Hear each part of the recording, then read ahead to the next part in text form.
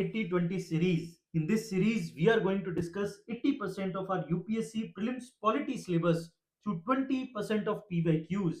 Achieve more with less. This is episode 21, and in this episode, we are going to discuss the PYQs, last 30 years of PYQs of high courts and subordinate courts. इसमें हम tribunals को भी include करेंगे. बिना आपका time लिए हम शुरू करते हैं एपिसोड 21, जिसमें हम हाई कोर्ट पे सबसे पहले क्वेश्चन देखते हैं यूपीएससी ने क्या पूछा है. क्वेश्चन नंबर 1, ये 1996 का क्वेश्चन है. 1996 में यूपीएससी ने हाई कोर्ट पे क्वेश्चन पूछा है और इसी पैटर्न के ऊपर आगे यूपीएससी क्वेश्चन पूछेगा. When the chief justice of high court acts in an administrative capacity he is subjected to. ध्यान से समझना क्वेश्चन को, बहुत कॉन्सेप्चुअल क्वेश्चन है ये, कि जब chief justice of high court act करेगा एडमिनिस्ट्रेटिव कैपेसिटी में, मतलब दो तरह की कैपेसिटी होती है, judicial capacity and administrative capacity. When he or she is working in an administrative capacity, तो ही इज सब्जेक्टेड टू, तो मतलब उनके ऊपर क्या किया जा सकता है, मतलब उन पे क्या क्या चीजें अप्लाई होगी, ये क्वेश्चन पूछ रहा है. The writ jurisdiction of any of the other जजेस ऑफ द हाई कोर्ट. ठीक है, देखते हैं. Special court exercised by the Chief Justice of India. Discretionary power of the Governor of the state. Special power provided to the Chief Minister in this regard. क्या कह रहा है, ध्यान से समझो क्वेश्चन, कि जब chief justice of high court act करेंगे एडमिनिस्ट्रेटिव कैपेसिटी में, तो वो किन किन चीजों पे, मतलब उनके ऊपर अप्लाई होगी. ठीक है, वैसे नॉर्मली जुडिशियल कैपेसिटी में वो नॉर्मली अप्लाई नहीं होती, बट जब वो एडमिनिस्ट्रेटिव कैपेसिटी में है, तो फिर कौन कौन सी चीजें उन पे अप्लाई होगी. देखो, है तो वो chief justice of high court, अब चाहे एडमिनिस्ट्रेटिव कैपेसिटी हो चाहे जुडिशियल कैपेसिटी हो, कुछ कॉन्सेप्ट्स कभी नहीं हिलेंगे, ये बात हमेशा याद रखना. वो कॉन्सेप्ट है सेपरेशन ऑफ पावर. बात समझ आ रही है. तो डिस्क्रिशनरी पावर ऑफ गवर्नर, ठीक है, कहीं ना कहीं चाहे कितनी भी हाई हो, चाहे कितना भी हो, बट फिर भी डिस्क्रिशनरी पावर ऑफ गवर्नर से वो सब्जेक्ट, मतलब उन पे अप्लाई नहीं होगा, ये बात याद रखना. चाहे चीफ मिनिस्टर हो चाहे गवर्नर हो, ये सब अप्लाई नहीं होगा, क्योंकि ये वायलेट करेंगे सेपरेशन ऑफ पावर के कॉन्सेप्ट. हाँ, ये क्वेश्चन फिर भी हो सकता है ऑप्शन बी एंड ए, ये दोनों हो सकते हैं. Special control exercise by the chief justice of India. ठीक है, लेकिन जब हम देखते हैं chief justice of high court की बात हो रही है, तो वहां पे उनके पास खुद के पास, chief justice of high court के पास अपनी ऑटोनॉमी है. वो अपने एडमिनिस्ट्रेटिव कैपेसिटी में अपने जो भी उनके काम है, उनके एडमिनिस्ट्रेशन के काम है हाई कोर्ट से रिलेटेड, पर्टिकुलर हाई कोर्ट से, तो वहां पे interference of chief justice of India नहीं होगा. चीफ जस्टिस ऑफ इंडिया कितने हाई कोर्ट्स, कितने इंडिया में लगभग 25 हाई कोर्ट है, तो क्या सभी हाई कोर्ट में इंटरफेयर करते रहेंगे? नो. तो ये कॉन्सेप्ट भी यहां भी नहीं होगा apply. The writ jurisdiction of any of other जजेस ऑफ द हाई कोर्ट, ये आंसर बिल्कुल सही है, कि writ jurisdiction of any other जजेस ऑफ द हाई कोर्ट, वो उसके लिए सब्जेक्ट होंगे, क्योंकि क्योंकि अभी वो एडमिनिस्ट्रेटिव कैपेसिटी में. इसका एक्सप्लेनेशन समझो. Judicial and administrative capacity. While a chief justice judicial decision cannot be challenged by writ under Article 226 in the same High Court, their administrative actions, ध्यान से समझना, their administrative actions such as staff appointment, budget allocation, framing rules are treated as a executive or administrative acts. तो इसी के लिए check and balance का concept यहाँ पे, in this administrative role the chief justice is consider an authority under the article 12 of the constitution. Consequently, their actions are subject to judicial review by the other judges of high court through the writ jurisdiction to ensure they are not arbitrary and unlawful. समझ आई बात. So, इसका legal standing है. This principle reinforce that while the chief justice is the first among the equals judicially, they are not above the law in their administrative duties. वो होंगे, वो first among equals होंगे, but अपनी judicial capacity में. लेकिन जब वो administrative capacity में है, तो they are treated as a executive, and when they are treated as a executive, they are subject to the judicial review. They are subject to the judicial review, ये बात याद रखना, because now they are considered as a authority under article 12 of the constitution. So you have to keep this thing in your mind. There are two different personalities are included, or are having a judiciary, or we can say a court or a high court or supreme court, a judge. Every these posts encompasses the two capacity. The first is judicial capacity and the second is administrative capacity. तो ये बात हमेशा याद रखना। 1996 का ये question हमें conceptual understanding काफी ज्यादा हमारी स्ट्रॉन्ग कर रहा है, इस बात को हमेशा आगे याद रखनी है। चलिए थोड़ा सा स्टैटिक सेंस में जाते हैं हाई कोर्ट पे। यूपीएससी ने क्या पूछा है? There are 18 high courts in the country. ठीक है, 2001 का क्वेश्चन है। आज हम इसको आज के कॉन्टेक्स्ट में इसकी बात करेंगे कि आज के रेफरेंस में जो ईयर है उसके हिसाब से आप इसको देखो। There are 18 high courts in a country, 3 of them have a jurisdiction over more than one state. ठीक है, देखते हैं। No union territory has a high court of its own. चलो भैया, अब मुझे दो स्टेटमेंट में मैंने रिजर्व में रखा, मुझे नहीं पता था कि यार इसमें क्या होगा, सही भी हो सकता है गलत भी हो सकता है, तो मैंने इनको रिजर्व में रखा और आगे बढ़ा। जैसे ही आगे बढ़ा मुझे एक स्टेटमेंट गलत मिल गया। जैसे ही मुझे एक स्टेटमेंट गलत मिला मुझे हेल्प मिलेगी, मेरा थर्ड स्टेटमेंट कट हो जाएगा। तो मेरे को यहाँ पे ए सी और डी में आंसर अब ढूंढना है। तो there is no union territory has a high court of its own. मुझे तो दिल्ली हाई कोर्ट पता है, Delhi is union territory and Delhi have their own high court, Delhi high court. तो ये तो बिल्कुल गलत बात है, तो थर्ड स्टेटमेंट तो गलत है। जजेस of the high court hold office till the age of 62। Yes, ये मुझे कॉन्सेप्ट और अपनी नॉलेज से पता है कि यस, एज ऑफ 62 ये बात बिल्कुल सही है। अगर ये सही है मतलब फोर्थ मेरा आंसर में होना चाहिए। चलो भैया, फोर्थ तो है। अब मुझे 1 एंड 2 नहीं पता कि there are 18 high courts in the country, तो आज की डेट में तो 18 नहीं है। और 3 of them jurisdiction over the more than one state, तो ये भी स्टेटमेंट गलत है। 3 नहीं है, उससे ज्यादा है। देखते हैं कितने हैं, क्योंकि यहाँ पे स्टेटमेंट वैसे भी फर्स्ट तो गलत है। चलो फर्स्ट काटा, अब सेकंड एंड फोर्थ ये वाला, और फिर फोर्थ ये। ठीक है, सो 3 of them jurisdiction over the more than one state. तो ये 3 मुझे एग्जैक्ट नंबर नहीं पता आज की डेट में, बट आंसर 4 ओनली होगा अगर आज के पर्सपेक्टिव से देखें। शायद 3 नहीं है, 3 से ज्यादा है, देखते हैं कितने हैं, बट ये होगा 4 ओनली आंसर। मतलब मेरा कहने का मतलब क्या है? मेरा कहने का मतलब ये है कि ये सेम क्वेश्चन रिपीट हो सकता है फ्रॉम आज के डेटा के हिसाब से, कि आज इतने 18 है कि 20 है, 25 है, कितने हाई कोर्ट है, कितने के ऊपर जुरिस्डिक्शन है और मोर देन वन स्टेट। ठीक है, क्या नो यूनियन टेरिटरी है? तो ये सारे कॉन्सेप्ट हमें अब सीखने हैं थ्रू दिस पीवाईक्यू। ठीक है, रिवर्स इंजीनियरिंग से। अगर फर्स्ट स्टेटमेंट की बात करें, there are 18 high court in the country, ये इनकरेक्ट है। As of 2025 there are 25 high courts in India. ठीक है, 3 of them have jurisdiction over more than one state, ये भी इनकरेक्ट है। while this may have been true in 2001, as of 2025 there are 6 high courts that have jurisdiction over more than one state in or the union territory। तो आपको ये कुछ number पता होने चाहिए। ठीक है, तो 25 हाई कोर्ट है आज की डेट में। अगर आपसे कोई पूछे, 6 हाई कोर्ट ऐसे हैं जिनके जुरिस्डिक्शन वन और मोर स्टेट और यूनियन टेरिटरी में उनकी जुरिस्डिक्शन है। नो यूनियन टेरिटरी, ये भी गलत है। Delhi had its own high court since 1966. Additionally, following the reorganization of state, Jammu and Kashmir is a union territory that share a common high court with the union territory of Ladakh। ये भी आपके पास एक example है। Fourth statement बिल्कुल सही है। जजेस of high court hold office till the age of 62, correct है। ये आर्टिकल 217 की एग्जैक्ट लाइन यूपीएससी ने पूछी है। आई होप आपको ये डेटा क्लियर रखना। ये मैंने क्वेश्चन इसलिए डाला, मैं हो सकता था ये क्वेश्चन हटा दूं, मैंने कुछ क्वेश्चन हटाए भी हैं जो बिल्कुल आज की डेट में रेलेवेंट नहीं है, मैंने उनको हटाया है कुछ क्वेश्चंस को। बट इस क्वेश्चन को मैंने इसलिए रखा ताकि आपको फ्यूचर में अगर ऐसा कोई फैक्चुअल क्वेश्चन आए कि 6 हाई कोर्ट है, कि 7 हाई कोर्ट है, 10 हाई कोर्ट है, कितने हैं? 6 हाई कोर्ट है जिनकी jurisdiction more than one state और यूनियन टेरिटरी है, और there are total 25 high courts in India. ये दो बातें आपको पता होनी चाहिए। और तीसरा बात की एक यूनियन टेरिटरी के पास भी अपना एक हाई कोर्ट हो सकता है। एग्जांपल है Delhi and Jammu and Kashmir. I hope आपको ये कॉन्सेप्ट क्लियर होगा। ये 2005 का क्वेश्चन है, इसको कीजिए। There are 25 high courts in India. ठीक है, देखते हैं। Punjab, Haryana and union territory of Chandigarh have a common high court. ठीक है भैया, इसको भी देखते हैं। National capital territory of Delhi has a high court of its own. तो देखो, इसी क्वेश्चन को अगर ढंग से सॉल्व किया हो 2001 का, तो यहीं से no union territory has a high court of its own, इसके एक्सप्लेनेशन तभी कहता हूं मैं। सिर्फ पीवाईक्यू के कई लोग करते क्या है गलतियां, क्वेश्चन देखा, आंसर रट लिए, ठीक है, हमने पीवाईक्यू कर लिए। हाँ, हमें क्वेश्चन का आंसर पता है, आंसर पीवाईक्यू में ऑप्शन रट लेते हैं, उनको पता है आंसर क्या है, और उनसे पूछा जाए कि आंसर आया कैसे, इसका क्या आपने रिवर्स इंजीनियरिंग की, आपने एक स्टेटमेंट का एनालिसिस किया? नहीं नहीं, वो सब तो नहीं, हमने तो बस क्लास में हमें करवाया क्वेश्चन और आंसर पता है। ठीक है, क्वेश्चन आंसर ही तो होता है पीवाईक्यू, क्वेश्चन आंसर करने। अरे क्वेश्चन आंसर नहीं होता, निकालो ये दिमाग से।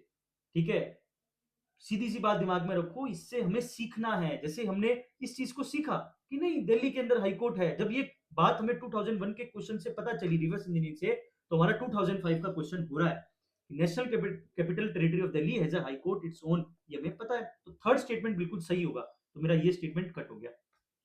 ठीक है, अब मुझे ये नहीं पता, बट मुझे ये पता है कि yes there are 25 high courts in India. ठीक है, तो मेरे को 1 और 2, अब जिस ऑप्शन में 1 और 2 साथ में होंगे वो ऑप्शन सही होगा, वो एक ही ऑप्शन है, ऑप्शन सी। सो अपने आप 2 मुझे जो पता भी नहीं था, ठीक है, जो मुझे नहीं पता था, फिर भी मेरा आंसर हो गया 1, 2, 3, ऑल स्टेटमेंट्स आर करेक्ट। ये बात समझ आई? ये बात समझ आई?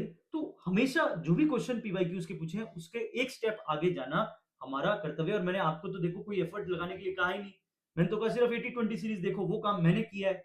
मैंने आंखें उसमें जो है वो पूरी लगाई है, ठीक है, रातें लगाई है, जितना भी ढूंढा है, एक एक स्टेटमेंट को ढूंढ के आपके लिए एक ही जगह पे कलेक्ट किया है, तो आपको टेंशन करने की जरूरत नहीं है। ठीक है, अभी आएगा इसका एक्सप्लेनेशन, टेंशन ना लो। आप सोच रहे होंगे कि सीधा क्वेश्चन आ गया, आएगा आएगा, पहले ये क्वेश्चन ये करो। ठीक है, in India every state has a high court in its territory, every state has a high court in its territory। ठीक है भैया, the constitution of India provides for the high court in each state। ठीक है भैया, question को ध्यान से समझना, बहुत माइन्यूट से गलती होगी इसके अंदर। In India every state has a high court in its territory, ये तो गलत है, ये गलत है। तो अपने आप सेकंड स्टेटमेंट सही होगा कि तो कॉन्स्टिट्यूशन में तो प्रोवाइड किया गया है high court in each state.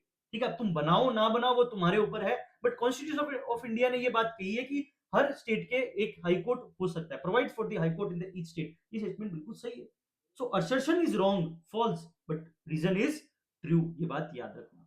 ठीक है, ये अब देखो इस क्वेश्चन को समझो, असर्शन क्या है, फॉल्स क्यों है? Not every state in India has a high court located with in its own territory. There are 28 states. There are only 25 high courts. अभी हमने देखा fact. Several states share a common high court. There may be located in neighboring state or union territory. For example, मैं आपको सारे बता भी देता हूँ। Punjab and Haryana share a common high court located in union territory of Chandigarh, ये एक example है। Arunachal Pradesh, Mizoram, Nagaland fall under the jurisdiction of Guwahati high court located in the Assam. तो अरुणाचल का, मिजोरम का, नागालैंड का, मिजोरम देखो कितना नीचे, बट फिर भी उनका हाईकोर्ट गुवाहाटी हाईकोर्ट है। Goa falls under the jurisdiction of Bombay high court in the Maharashtra. अब इसी का नाम चेंज करने की बात हो रही है, बॉम्बे की जगह मुंबई हाईकोर्ट होने वाला है, देखते हैं जब होगा तो देख लेना। ठीक है, so Goa falls under the jurisdiction of Bombay high court in the Maharashtra. तो ये आपको एग्जांपल याद रखने, क्योंकि ये स्टेटमेंट पूछ लिया उसने, अब कभी ये पूछ लेगा Arunachal, Mizoram, Nagaland falls under the jurisdiction of Guwahati high court located in the Assam. ठीक है, आर क्यों ट्रू है इसको समझो। आर्टिकल 214 में कहा है, constitution of India explicitly states there shall be a high court for each state. However, this provision is read alongside with the Article 231, which empowers Parliament to establish common high court for two or more states or for two or more states and a union territory. This flexibility is why the mandates of Article 214 do not result in every state having its own separate physical court building in its territory। तो आपको 214 को हमेशा 231 के साथ पढ़ना चाहिए। 214 में लिखा है there shall be high court for each state, but 231 में यह भी लिखा है कि पार्लियामेंट चाहे तो वो एस्टेब्लिश कर सकती है कॉमन हाई कोर्ट, जैसे इन केसेस में किया हुआ है। तो आपको ये एग्जांपल याद रखने हैं for the future question. The salaries and the allowances of जजेस of high courts are charged to the, भाई सैलरी और अलाउंसेस हाई कोर्ट की कहां से चार्ज है? Consolidate fund of India, consolidate fund of state, contingency fund, ये तो बिल्कुल गलत है भैया। Contingency fund of the state, ये दोनों ही गलत है, ये दोनों तो बिल्कुल गलत है। कंटीजेंसी तो है नहीं, डेली का काम है, रेगुलर काम है, सैलरी अलाउंसेस, इसमें कंटीजेंसी वाली चीज तो कोई है नहीं। दो स्टेटमेंट तो बिल्कुल कट हो गए। हाँ, कई बार है ना बच्चे, मैंने कई बार ये देखा है, प्राउडली मुझे ये कहते हैं कि मैंने ना दो स्टेटमेंट तो निकाले, मेरा तो क्वेश्चन है ना 50-50 में गलत हुआ है।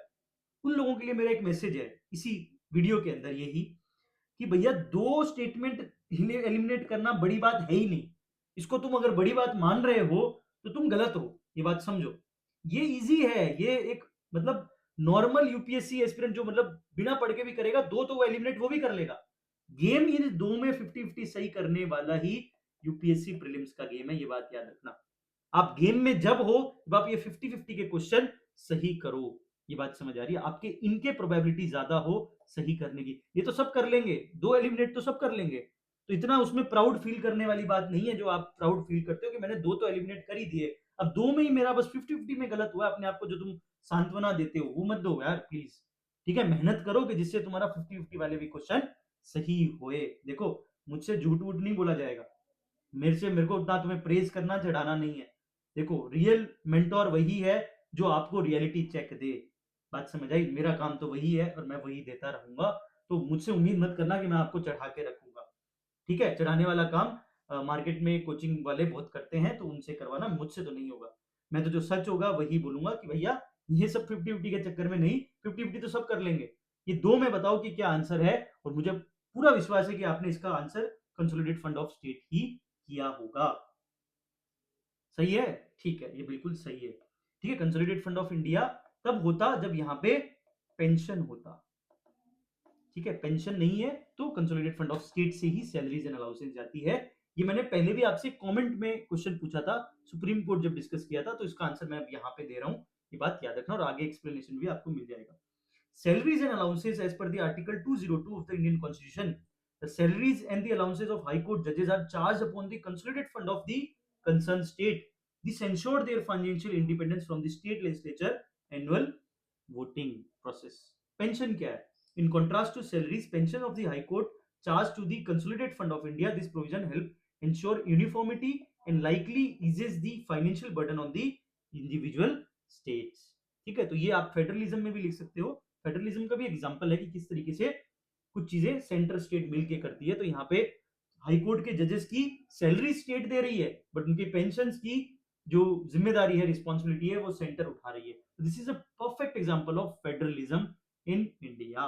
सुप्रीम कोर्ट जजेस सैलरी अलाउंसेस पेंशन सब कुछ कंसोलिडेट फंड ऑफ इंडिया से होता है, बट हाई कोर्ट में वेरी करता है, कुछ स्टेट करता है और कुछ आपका centre.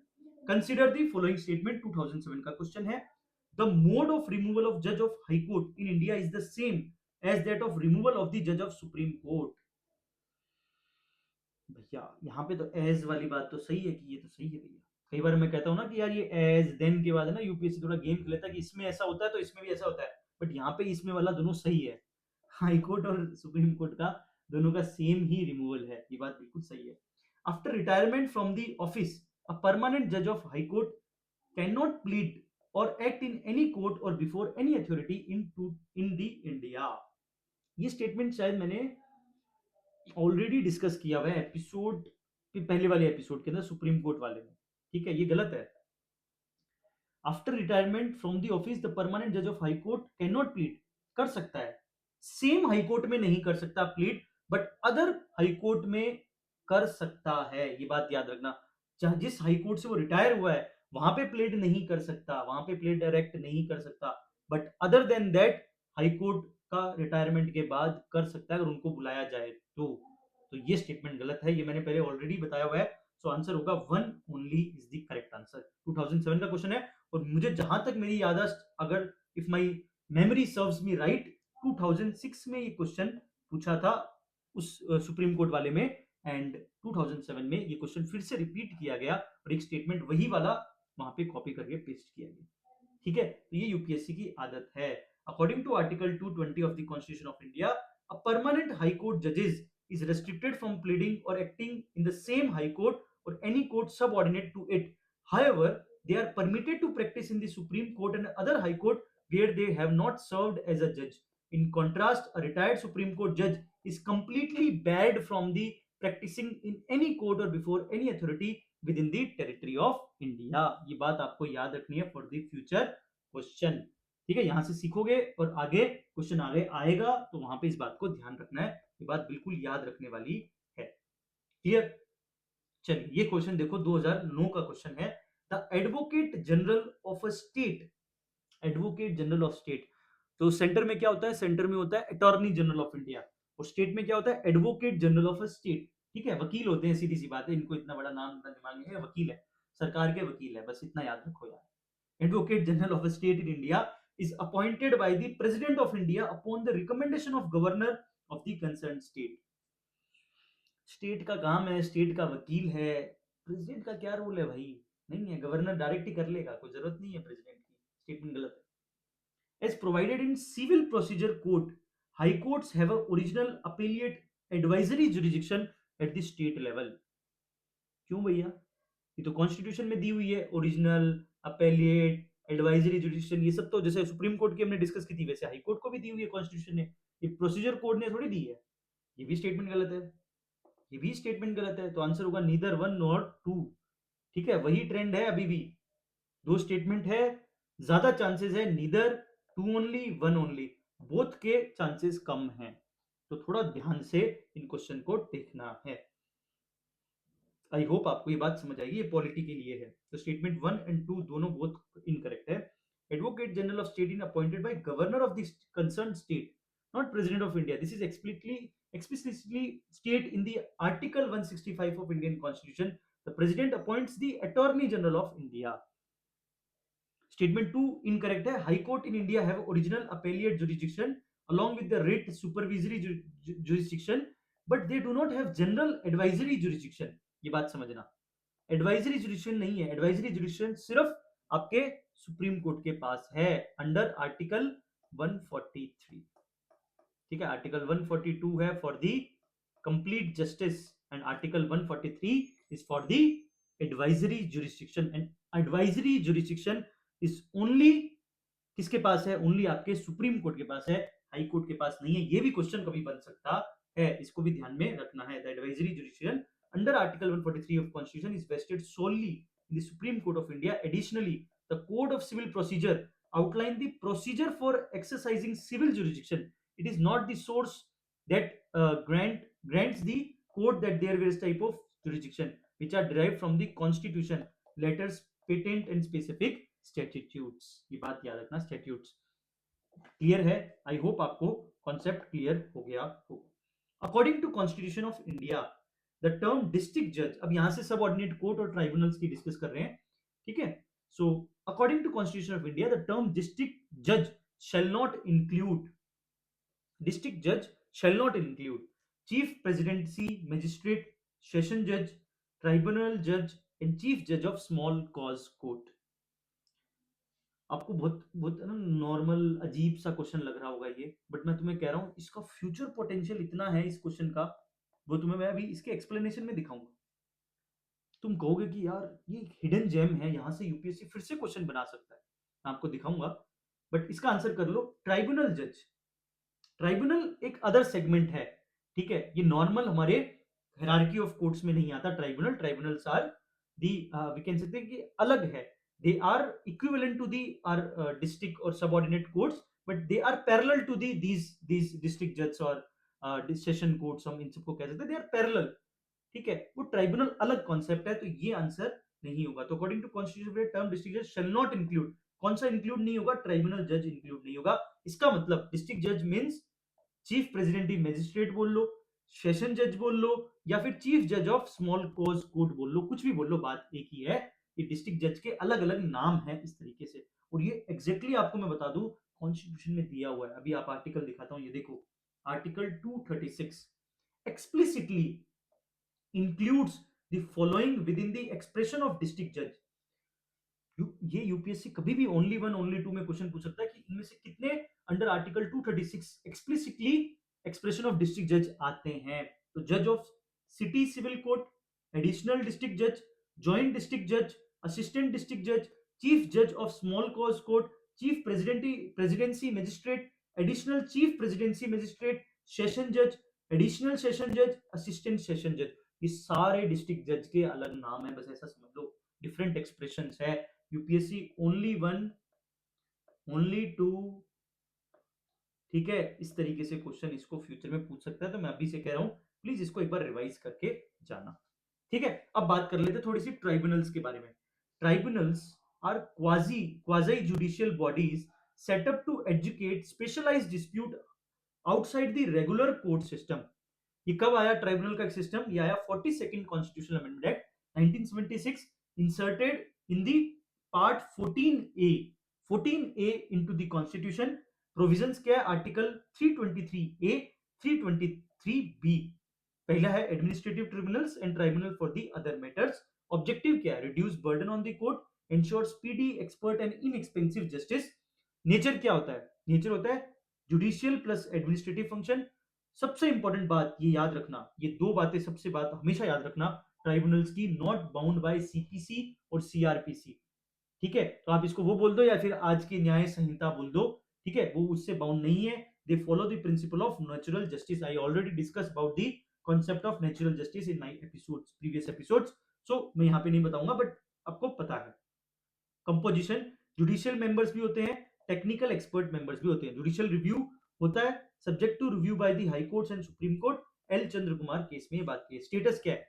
Not part of regularly judiciary, judiciary का पार्ट नहीं है, created by parliament in the state legislature. Example क्या है? Central administrative tribunal CAT, national green tribunal, ठीक है, national company law tribunal, income tax appellate tribunal. बहुत सारी tribunals होती है। ये ट्राइब्यूनल कॉन्सेप्ट है, याद रखना। बस ये बात हमेशा याद रखना, they are not bound by the CPC, CRPC और ये न्याय संहिता। they are bound, they follows the principle of natural justice. this makes them a unique, कह सकते हैं कि एक यूनिक जुडिशियल फंक्शन है या सिस्टम है जो उनको अलग बनाता है हमारे रेगुलर जुडिशियल सिस्टम से। ये बात हमेशा याद रखना। क्लियर? और ये पार्ट वार्ट तो याद कर ही लेना। ठीक है, ये बात प्रीलिम्स के लिए इंपॉर्टेंट है। आई होप आपको बहुत, ये 1996 का क्वेश्चन आपको कब ये, मान लो 2006 में, 2036 के अंदर कभी भी पूछा जा सकता है। अगर आप इस टाइम तक भी प्रीलिम्स दोगे तो भी ये क्वेश्चन रिपीट हो सकता है। ठीक है, तो चलिए आगे बढ़ते हैं। कंसीडर द फॉलोइंग स्टेटमेंट, 2004 का question. The highest criminal court of district is the court of district and session जज। क्रिमिनल कोर्ट की बात की है, हाईएस्ट कोर्ट डिस्ट्रिक्ट के अंदर होता है, डिस्ट्रिक्ट कोर्ट ऑफ डिस्ट्रिक्ट और सेशन जज। देखते हैं भैया, मुझे तो नहीं पता। The district judges are appointed by the governor in the consultation with the high court. हाँ, ये तो सही है। ठीक है, डिस्ट्रिक्ट जज तो अपॉइंट करते हैं गवर्नर, वहीं पे हाई कोर्ट के जजेस को अपॉइंटमेंट देते हैं president.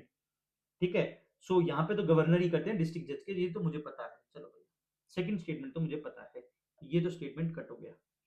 A person to be eligible, ठीक है, a person to be eligible for the appointment of district जज should be an advocate or a pleader of 7 years standing or more, or an officer in the judicial service of the union or the state. ठीक है भैया, इसको देखते हैं। when the session judge awards a death sentence, it must be confirmed by the high court before it is carried out. हाँ, ये बात भी सही है, क्योंकि इंडिया में डेथ सेंटेंस देना, कैपिटल पनिशमेंट देना इतना आसान नहीं है, और सेशन जज अगर दे भी सकता है, उसके पास पावर भी है, लेकिन फिर भी कंफर्म करना पड़ेगा हाई कोर्ट को। तो स्टेटमेंट वन भी कट हो गया, ए ऑप्शन भी कट हो गया। अब गेम रहता है 1 2 3 4 पे एंड 2 3 4 पे। ठीक है, 50-50 पे गेम है। ठीक है, और वन में कोई दिक्कत लग रही है? वन में तो मुझे कोई दिक्कत नहीं है, 2 3 4 तो अपने आप ही सही हो गए मेरे। मुझे अब पढ़ने की जरूरत नहीं है, मेरे को वन देखना है। Highest criminal court of district is the court of district and session जज, बिल्कुल सही लग रहा है। तो option D is the correct answer, ये बात याद रखना। ठीक है, so statement one correct. The court of session presided over the session जज is indeed the highest criminal court in the district. The district judge preside over the civil cases, while same individual, while presiding over the criminal cases, is known as session judge. तो criminal होगा तो sessions होंगे। ठीक है, district में अगर civil cases होंगे तो उन्हीं को डिस्ट्रिक्ट जज बोला जाएगा। बस ये याद रखना, क्रिमिनल के साथ सेशन वर्ड यूज कर लो। देखो, कोई क्राइम करता है तो डिफरेंट डिफरेंट सेशंस होते हैं, वैसे याद रखो। ठीक है, बड़ी लंबी सजा चलेगी तो सेशंस होंगे, पहले सेशन, दूसरा सेशन, तीसरा सेशन, लंबा सेशन करेंगे तो क्रिमिनल से सेशंस याद रखो, भूलोगे नहीं कभी। 233 के अंदर कॉन्स्टिट्यूशन मैंडेट किया अपॉइंटमेंट, पोस्टिंग, प्रमोशन डिस्ट्रिक्ट जज state are made by the governor of the state, consultation with the high court. ठीक है, ये बात याद रखना। स्टेटमेंट 3 करेक्ट है। Article 233 constitution state that person not already in the service of union or of the state shall only be eligible to be appointed as a district judge if they are be an advocate or pleader for at least 7 years or are recommended by the high court for the appointment. Payment 4, ठीक है, code of procedural criminal procedure, when a court of session passes a sentence that the proceeding must be submitted to the high court and the sentence cannot be executed unless it is confirmed by the high court. तो यहां से हमें सिर्फ factual correct statement उठाने, ये आगे future में direct UPSC पूछ सकता है। नेक्स्ट क्वेश्चन लोक अदालत से, with reference to Lok Adalat consider the following statement. An award made by Lok Adalat is deemed to be decree of a civil court and no appeal lie against there before any court. कोई appeal नहीं होगी लोक अदालत की। ये तो बड़ा एक्सट्रीम सा लग रहा है, चलो देखते हैं इसका। Matrimonial and family disputes are not covered under the Lok Adalat. तो भैया फिर लोक अदालत करेगा क्या, मैं कुछ बता। अगर फैमिली डिस्प्यूट ही नहीं होंगे, ठीक है, और ये नहीं होंगे तो ये करेगा क्या? सारे मोस्टली प्रॉब्लम ही यहीं पे है, ठीक है, तो फिर लोक अदालत का काम क्या है? तो ये थोड़ा सा गलत है। Matrimonial family family dispute not covered under लोक अदालत, नहीं नहीं, फैमिली डिस्प्यूट भी देख सकता है, मैट्रिमोनियल भी देखता है, क्योंकि ये लोक अदालत में क्या है, लोगों का है, और यहाँ पे गांव के लोकल, मतलब मोस्टली लोग, गांव या फिर उस टाउन के लोग, वो लोकल लोग होते हैं, ठीक है, और लोकल लोग बेटर तरीके से, अच्छे तरीके से ये घर के डिस्प्यूट और मामले संभाल सकते हैं, समझा सकते हैं उनको, तो सॉल्व करने की कैपेसिटी रखते हैं। वो नहीं करेंगे तो कौन करेगा? तो ये स्टेटमेंट तो गलत है, ठीक है। N award made by Lok Adalat deem to be a degree of civil court no appeal line, ये बिल्कुल सही बात है। जिससे ज्यादा जुडिशियल पेंडेंसी ना हो, फिर लो कोर्ट की, लोक अदालत की लोग वैल्यू ही नहीं करेंगे। बात समझ आ रही है? अगर इसकी भी अपील होगी ना, तो लोक अदालत के केसेस भी ऊपर जाएंगे, तो फिर लोक अदालत का बनाने का ही पर्पस खत्म हो गया। बात समझ आ रही है आपको? फिर क्या फायदा इसका बनाने का? लोग इसकी वैल्यू ही नहीं करेंगे कि इसकी तो अपील है, कोई बात नहीं, हम हाईकोर्ट में अपील कर लेंगे, हम इस पे डिस्ट्रिक्ट जज में अपील कर लेंगे, हम कहीं और अपील कर लेंगे, तो फिर तो इसकी कोई वैल्यू नहीं रहेगी। फिर ये कॉन्सेप्ट ही क्यों आया? बात समझ आ रही है? तो कहीं ना कहीं ये दीज उसको देनी पड़ेगी, दैट्स वाई, उसी के कारण उसको पावर मिलेगी, ठीक है। ये स्टेटमेंट बिल्कुल सही है, one only is the correct, yes. An award made by Lok Adalat is deemed to be a degree of a civil court and is final and binding on all parties with no appeal lying against it before any court of law. This finality is key feature of Lok Adalat system designed to provide speedy, conclusive justice through mutual consent and conciliation. ये बात याद रखना, ठीक है। Types of cases handled, कौन कौन से cases देखता है लोक अदालत? मैंने सारी लिस्ट डाल दी है, तुम्हें कभी जिंदगी में कभी दिक्कत नहीं होगी। बस ये याद रखना कौन से केसेस ये हैंडल नहीं करते, ये तुम्हें याद रखना है, ठीक है। पहले मैं बात कर लेता हूं कौन कौन से केसेस हैंडल करता है लोक अदालत। सिविल डिस्प्यूट, रेंट, प्रॉपर्टी, ठीक है, injection, specific performance suits, partition suits, ये सब। फैमिली मैटर्स भी करता है, इसमें matrimonial dispute except divorce, divorce वाले पंगे नहीं देखते, बाकी सब देखते हैं, ठीक है, ये याद रखना, डाइवोर्स वाला नहीं देखता, मैट्रिमोनियल डिस्प्यूट देखते हैं, बट डाइवोर्स नहीं, ठीक है। तो फिर उसमें और कौन सा मैट्रिमोनियल डिस्प्यूट होगा? ठीक है, हो सकता है डाइवोर्स के अलावा भी जो भी डिस्प्यूट है, ठीक है। एंड फैमिली प्रॉपर्टी इशू, ये सब देखता है, बट डाइवोर्स वाला पंगे में नहीं पड़ते ये लोक अदालत वाले, ठीक है। Labour dispute issue between the employ employers, ठीक है, ये सब। Financial dispute, recovery of money, public utility matters, mostly यही देखता है, इलेक्ट्रिसिटी, वाटर, ट्रांसपोर्ट, आपके जो भी चलान वलान कटते हैं ना, ठीक है, वो सब लोक अदालत में ही जाके सॉर्ट आउट होते हैं। सो मोटर एक्सीडेंट क्लेम्स, ये कॉम्पनसेशन के, land acquisition, service matter, consumer dispute, ठीक है। कंपाउंडेबल क्रिमिनल केसेस, ये वर्ड याद रखना, compoundable offences where parties can reach a compromise, ठीक है। पेटी, थेफ्ट, असॉल्ट, इस टाइप के क्रिमिनल केसेस भी देखता है। कौन से केसेस नहीं देखता? Non compoundable criminal offences. तो आप मुझे कमेंट बॉक्स में बताएंगे, मैंने देखो यहाँ पे चाहता तो मैं बता सकता था, आप मुझे बताओ ये कंपाउंडेबल एंड नॉन कंपाउंडेबल का किस सिस्टम क्या है? समझ आ रही है बात? सो ये शायद आपकी एस्पिरेंट जो सीरीज है, ठीक है, उसमें भी ये कॉन्सेप्ट, एस्पिरेंट नहीं, शायद 12th फेल में यूज किया गया है, कंपाउंडेबल या कॉग्निजिबल बोला है शायद, वो वाला है। बट जो भी हो, आप मुझे इसका बताइए कि नॉन कंपाउंडेबल और कंपाउंडेबल क्या होता है, मुझे आप कमेंट बॉक्स में बताएंगे। So non compoundable criminal offence ये हैंडल नहीं करता, सीरियस क्राइम्स हैंडल नहीं करता, like murder, rape, dacoity, which can not be settle out by the court. Divorce matters नहीं देखता है, divorce case are generally not taken up though other matrimonial issues are, ये बात याद रखना। This is the all the cases, types of cases handled by the Lok Adalat, याद रखना, बहुत इंपॉर्टेंट है और आपको काम आएगा। मैंने एक जगह पे डाल दिया, आप कहीं रटने की जरूरत नहीं है, इसी को रट लो, हमारा मोर देन सफिशिएंट है। पीवाईक्यू से इतना पूछा हुआ है, आगे फ्यूचर में इससे पूछा जा सकता है। विद रेफरेंस टू लोक अदालत which of the following statement is correct? पहले देखो आप, है ना, 2013 से पहले ये क्वेश्चन काफी आए हुए हैं, उसके बाद कम आए हैं लोक अदालत और इन सब पे। फिर से यूपीएससी यहाँ से रिवाइवलिज्म हो सकता है, सो प्लीज इनको प्रिपेयर करना, है ना। Lok Adalat have a jurisdiction to settle the matters at the pre litigation stage and not those matter pending before any court. इसमें मतलब मुझे करेक्ट बताना है, इसका मतलब तीन सही होंगे, सॉरी एक सही होगा, तीन गलत होंगे, तीन गलत होंगे, तो तीन गलत पकड़ने ज्यादा इजी है, देखते हैं। तो लोक अदालत की जुडिशियल नहीं है settle to matter pre litigation से, not those of matter pending before any court. यार पेंडिंग वाला भी तो कर ही सकता है, तभी तो लोक अदालत है, बीच में कंसाइलेशन करना है यार, क्यों ये कोर्ट वोट के चक्कर में पड़ेंगे, तो स्टेटमेंट गलत है। Lok Adalat can deal with the matters which are civil not criminal in nature, अभी तो देखा भाई क्रिमिनल वाले भी करते हैं, ये भी स्टेटमेंट गलत है। एवरी लोक अदालत कंसिस्ट ऑफ आइदर सर्विंग और retired judicial officer only, not any other person, ये भी स्टेटमेंट गलत है। अरे वहां के लोग भी तो होंगे, वहां के कोई एक्सपर्ट बड़े, देखो क्या होता है ना, ये टाउन्स और यहाँ पे गाँव में, टाउन्स में मोस्टली इन्हीं में लोक अदालत होती है, टाउन्स में होती है मोस्टली लोक अदालत। तो वहाँ के जो इन्फ्लुएंशियल लोग होते हैं, जिनकी सब लोग मानते हैं, एक्सपर्ट्स हो सकते हैं, कोई एक्टिविस्ट हो सकते हैं, सोशल सोसाइटी, सिविल सोसाइटी के लोग हो सकते हैं। इन लोगों की बहुत ज़्यादा मतलब कह सकते हो क्रेडिबिलिटी होती है, लोगों में उनका फेथ होता है। तो ये लोग ऐसे मैटर्स को रिज़ॉल्व कर सकते हैं।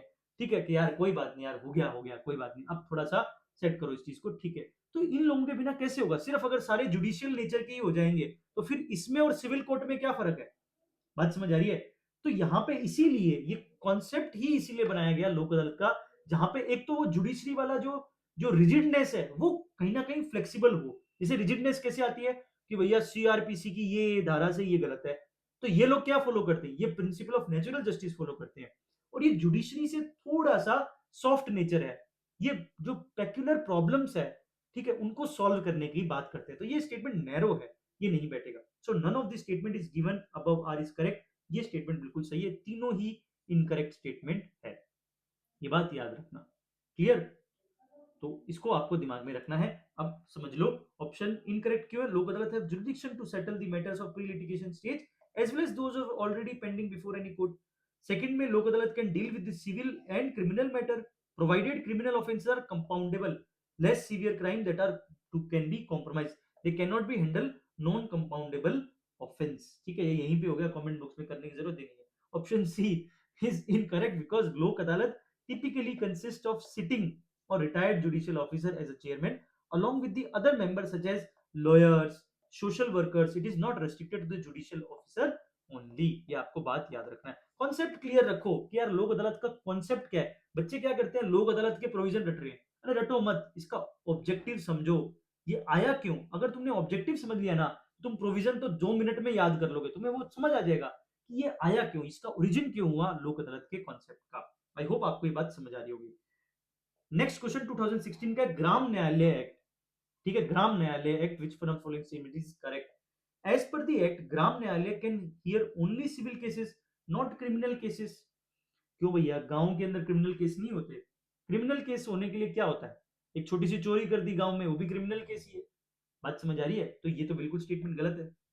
The act allows local social activists as a mediator and conciliators। तो ये बिल्कुल सही है, अभी हमने बात की, तो इस टाइप के सही होते हैं, तो two only is the correct answer. Yes, statement one incorrect है। The Gram Nyayalaya act 2008 grants the court jurisdiction over both civil, ठीक है, list in the first schedule and the criminal cases listed in the second. इसकी कुछ schedules होती है, ठीक है, इस केस के अंदर, इस एक्ट के अंदर केसेस वो शेड्यूल दिए, उसके अंदर बताए गए हैं कौन कौन से सिविल केसेस देखेंगे, कौन कौन से criminal cases. They can try criminal cases with the punishment up to 2 year imprisonment भी दे सकते हैं ग्राम न्यायालय।